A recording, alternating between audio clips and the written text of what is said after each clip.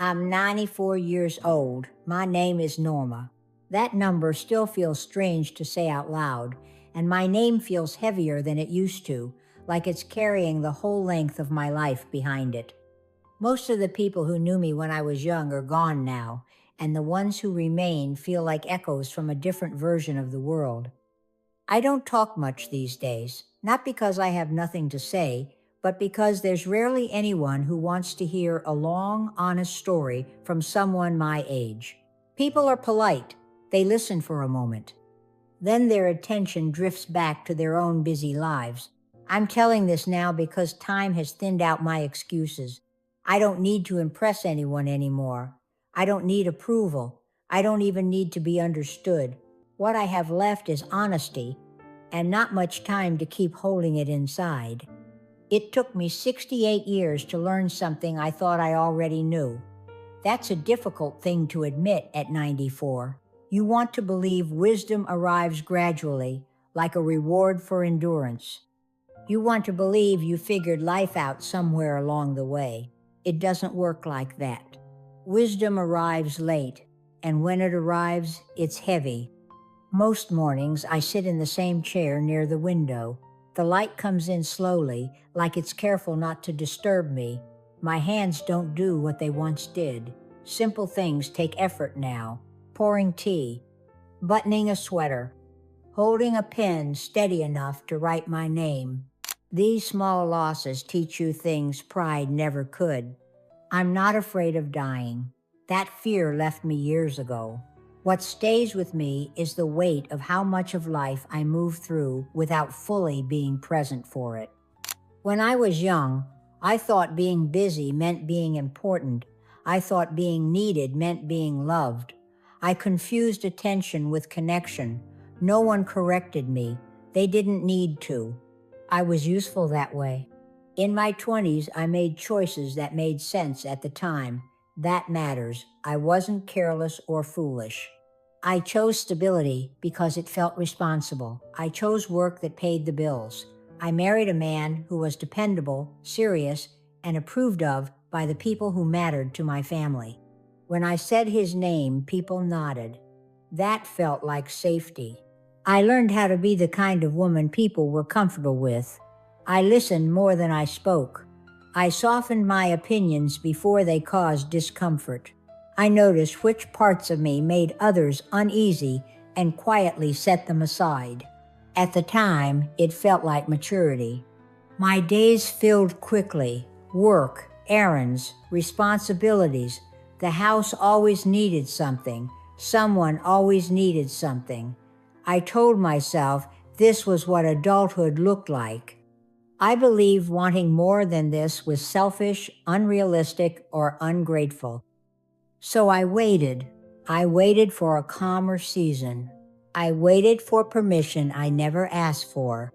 There were things I loved once, small things, reading in the afternoon, writing letters that were longer than necessary, sitting quietly without feeling guilty. I let those things go without ceremony. They didn't seem practical. No one praised me for them. People praised me for being reliable. I had children. I loved them deeply, though I didn't always show it well. I provided. I organized. I kept things running. I told myself that was what love looked like. When they wanted my attention and I was distracted, I promised myself I'd do better next time. Next time is a dangerous phrase. It assumes time is patient.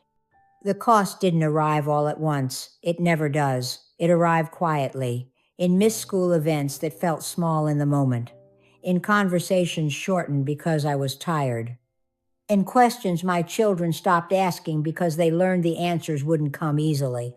My marriage didn't break. It faded. That's harder to notice. We became polite, efficient. We talked about schedules and responsibilities. We stopped talking about ourselves. I told myself this was normal. Long marriages settle, people said. This is just life. I didn't question it because questioning it would have required honesty, and honesty would have disturbed the calm I worked so hard to protect. Years passed, decades really. I aged without noticing. My reflection changed slowly enough that I accepted each version without protest. I thought I was doing well. People called me strong, capable, dépendable. What they didn't say was that I seemed alive. The moment of clarity came late, later than I wish it had.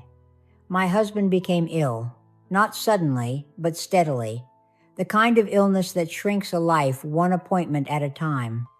Sitting beside him, I realized how little of myself I had shared, how many conversations I had postponed, how many truths I had saved for later.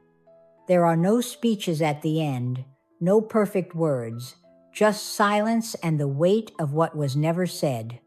After he died, the house felt enormous, not because it was empty, but because it no longer reflected the life I thought I had built.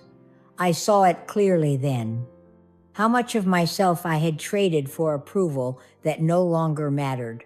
How often I had chosen comfort over presence. How easily I had assumed there would always be time to correct course. What can't be fixed is the past. You don't renegotiate it. You don't earn refunds. You carry it. At 94, memories outnumber plans. I think about how people remember me and how little of me they truly knew. That realization is quieter than regret, but heavier.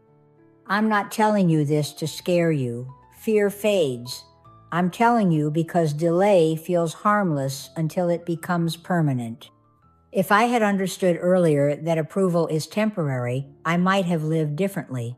Approval disappears the moment you stop performing. What remains is the life you actually lived, not the one people applauded. If you're listening, I don't want to tell you what to do.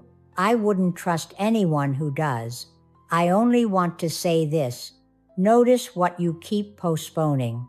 Notice the parts of yourself you quiet to keep things smooth. Ask yourself who benefits from that silence. I wish I had known that presence mattered more than productivity, that being liked was not the same as being known, that love requires time, not efficiency. I still have good days. I laugh sometimes. I enjoy the warmth of sunlight on my hands. Gratitude doesn't disappear with age. It just sits beside sorrow more often. My time is short now. I feel that without fear. Just awareness. I move slower. I speak more carefully. I no longer rush away from discomfort. There's no reason to.